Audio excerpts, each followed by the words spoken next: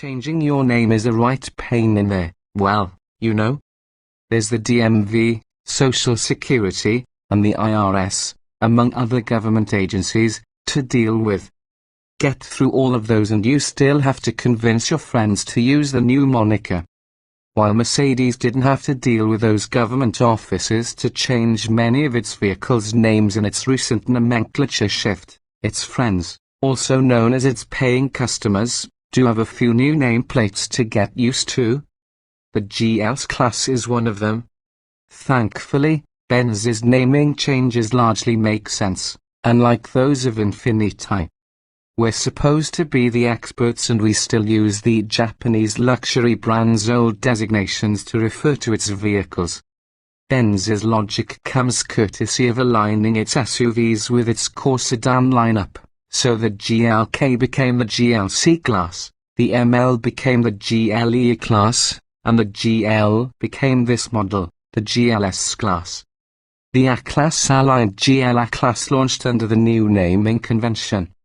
The new GLS arrives in American dealerships in March, but don't fret if you can't tell much of a difference. Exterior changes from the GL-Class it replaces are only slightly more obvious than the extra letter in its badge, and it's still the big old Benz capable of hauling 7 people in 3 rows of seating or as much as 94 cubic feet of cargo. A slightly wider grille opening pushes the revised headlights toward the outer edges of the nose, while new LED taillights and a reworked rear bumper highlight the changes out back. Inside, the restyled interior now sports the company's common touchpad that's proliferating across the Mercedes lineup. More details on the changes are available here. The top-spec non-AMG model is the GLS 550, and according to one Mercedes display we saw at the launch event, it is lavishly motorized thanks to a 4.7-litre twin-turbo V8 putting out 449 horsepower and 516 lb-ft of torque.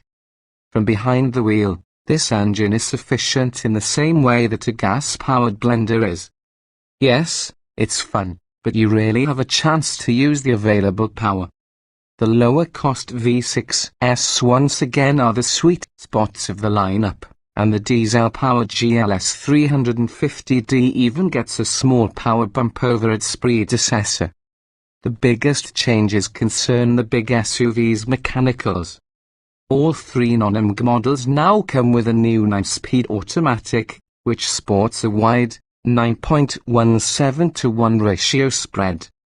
In most driving modes, which number 5 or 6 depending on equipment, the transmission starts in second gear for smooth, cushy throttle type and only sport mode engages the shortest ratio. In the interest of efficiency, Benz engineers spent the last 5 years optimizing the 4-planetary gearset gearbox. It uses 2 pumps to generate the hydraulic pressure required for operation, with a mechanical pump working while the engine is turning and a second electric pump adding pressure when needed. The latter also allows for quick reignition during engine stop-start operation. In either of the gasoline-fueled models, the so-called 9-tronic transmission goes unnoticed, but in the best way possible. It never hunts for gears, and turbo lag is kept to a minimum. In the diesel, however, the transmission always seems as if it's in 1 gear higher than it should be, spinning the long-stroke V6 at near idle.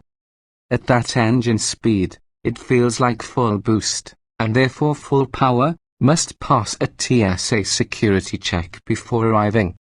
We love the diesel classes of yore not only because they were the entry point to the range, but also offered copious torque to make up for their lower horsepower figures. After our Alpine drive, however, we'd say it's the 362 horsepower twin-turbo V6 of the GLS 450 that seems to sit most squarely at the intersection of performance and value. The GLS's interior is quiet and serene, and the same can be said of driver feedback from the steering wheel and pedals. Like the GL 450 of before, a soft brake pedal puts some unnecessary guesswork into deceleration and the steering wheel feels disconnected to what's happening at the road.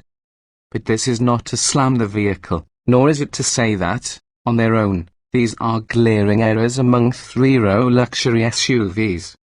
Coupling the two together, however, makes us want for a little more tactility.